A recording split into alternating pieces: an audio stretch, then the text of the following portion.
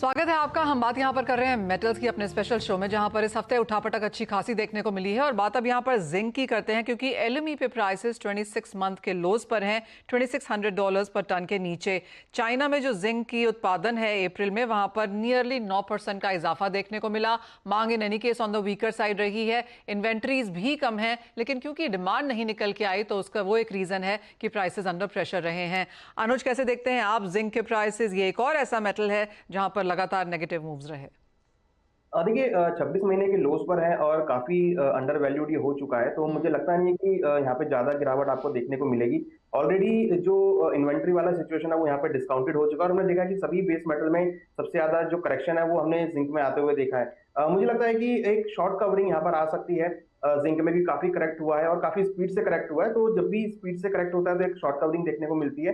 कहीं ना कहीं मुझे लगता है कि जिंक में 223 के आसपास अच्छे सपोर्ट लेवल होंगे, जहाँ पे एक शॉर्ट कवरिंग के चलते खरीदारी का ट्रेड बनाया जा सकता है। 205 पे स्टॉप लॉस लगाएं, टारगेट ऊपर 250 तक एक बार बाउंस बैक आ सकता है। तो मेरे हिसाब से थोड़ा बहुत करेक्शन अगर और आता है तो 223 220 के आसपास खरीदारी का ट्रेड बना सकते हैं। तो एक बाउंस बैक एक्सपेक्ट कर रहा हूँ जिंक के अंदर, क्योंकि सबसे ज्यादा अंडर वैल्यूड कमोडिटी हुई है बेस मेटल्स में।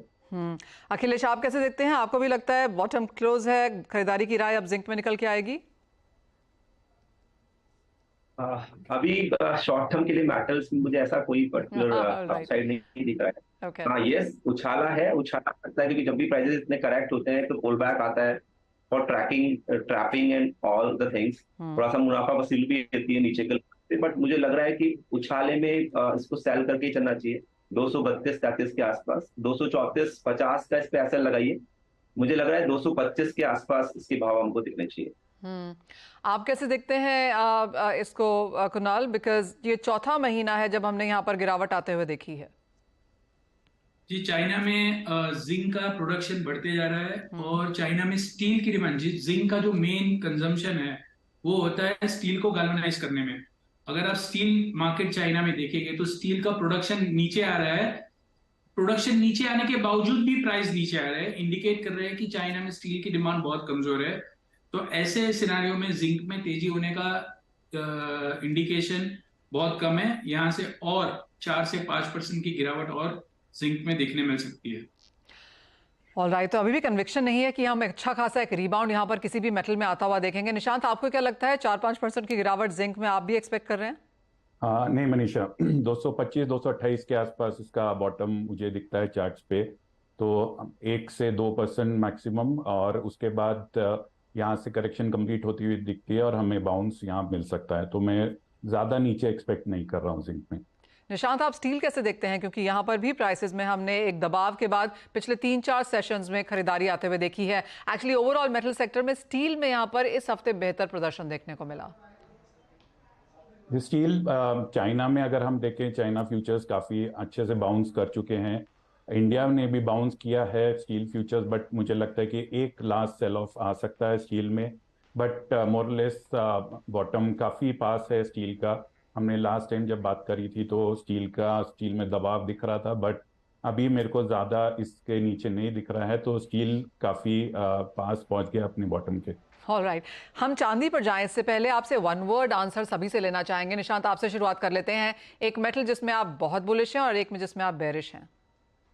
कॉपर मैं बुलिश रहना चाहूंगा, बट अभी मुझे जिंक अभी भी थोड़ा सा वीक है, क्योंकि जिंक काफी करेक्ट हुआ है बट क्लोज टू बॉटम है। बट इतना बाउंस इमीडिएट नहीं दिख रहा है मुझे। कुणाल, आप क्या चूज करेंगे? I think on the down side copper में, और जैसे मैंने कहा 15 से 20 रुपए तक की डाउन साइड आ सकती है। और जहां तक अपसाइड है, अपसाइड में अगर बहुत ही लेना है तो 196 के आसपास एल्यूमिनियम ले सकते हैं, पर इमीडिएटली अपसाइड के लिए तो मैं कोई भी मेटल रिकमेंड नहीं। Alright, this is age diverse panel जो हम देख रहे हैं मेटल्स में यहाँ पर, और क्यों ना हो, क्योंकि मार्केट ही ऐसी है और बहुत सारे फंडामेंटल्स चार्ट्स के मूव्स यहाँ पर देखने को मिले हैं। अनुज, आपकी क्या राय है? क्या खरीदेंगे और क्या बेचेंगे? देखिए, खरीदने के लिए तो एल्युमिनियम मुझे काफी अच्छा लगता है, क्योंकि Okay. हमने इसका रेंज बनते हुए देखा है। तो बाइंग साइड में तो एल्युमिनियम में रहूंगा। सेलिंग साइड में लेड एक ऑप्शन है जिसको बिकवाली की तरफ दिया जा सकता है, अदरवाइज एल्युमिनियम मुझे लगता है कि बाइंग साइड में रहेगा। अखिलेश, आपका क्या व्यू है? मैं कॉपर को यहाँ पे लेना चाहता हूँ, बट Okay. मुझे भी लगता है कि अगर 20 रुपए का अगर बिकवाली आता है तो वहां पर 705 के आसपास यहाँ पे खरीदारी कर सकते हैं, क्योंकि जो लॉन्ग टर्म जो इसका सिनेरियो है वो कहीं ना कहीं जाके लेटर ऑन डेफिशिएंट यहाँ पे शो करता है कॉपर की, ओके तो वो लॉन्ग टर्म प्राइसेस को डिस्काउंट करेगा, बट शॉर्ट टर्म में सर बट 20 रुपए जाता है तो वहां पे बाय बनाना चाहिए। ऑल राइट, हमारे पास 2.5-3 मिनट शो में है, अब तो क्विकली से चांदी की तरफ यहाँ पर बढ़ेंगे क्योंकि इस हफ्ते चांदी में बहुत बड़ी गिरावट देखने को मिली है। $26 के बाद 25 के नीचे अब कारोबार यहाँ पर है। कुणाल, यहाँ पर क्या रेंज बनेगी अगले हफ्ते के लिए? आई थिंक 72,000 के नीचे एक बार सिल्वर जा सकती है, और 70,000 के आसपास जिसको री एंटर करना है वहां पे कर सकते हैं। ओके थोड़ा कमजोरी लग रहा है चांदी। अखिलेश, आपका क्या व्यू है? 70 लगता है आपको भी आता हुआ? बिल्कुल बिल्कुल, मैं कुणाल जी से बिल्कुल सहमत हूँ। और चांदी जब तक 74,100 का लेवल नहीं तोड़ती, यहाँ पे सैलॉन राइज करें। डेफिनेटली बात है 69,500 के आसपास अगर आता है तो वो एक बेस्ट बाय लेवल हो सकता है, बट यहाँ पे सेलिंग ऑन राइज रिकमेंडेशन है 74,100 के नीचे।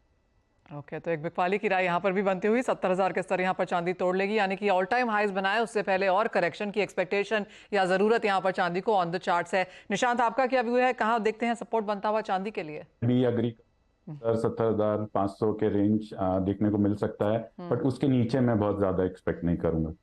लेकिन आप सबको लगता है कि चांदी यहाँ पर अच्छा खासा रिबाउंड देगी इस साल के अंत तक, निशांत? बिल्कुल, मैं अगर डॉलर टर्म्स में बोलूँ तो $30 चांदी दे सकती है। अब ये लगभग 23.5 के आसपास चल रहा है, तो मैं चांदी में यहाँ से काफी बुलिश रहूंगा। अनुज, आपको क्या लगता है, क्या रेंज रहेगी चांदी की आने वाले क्वार्टर में एटलीस्ट?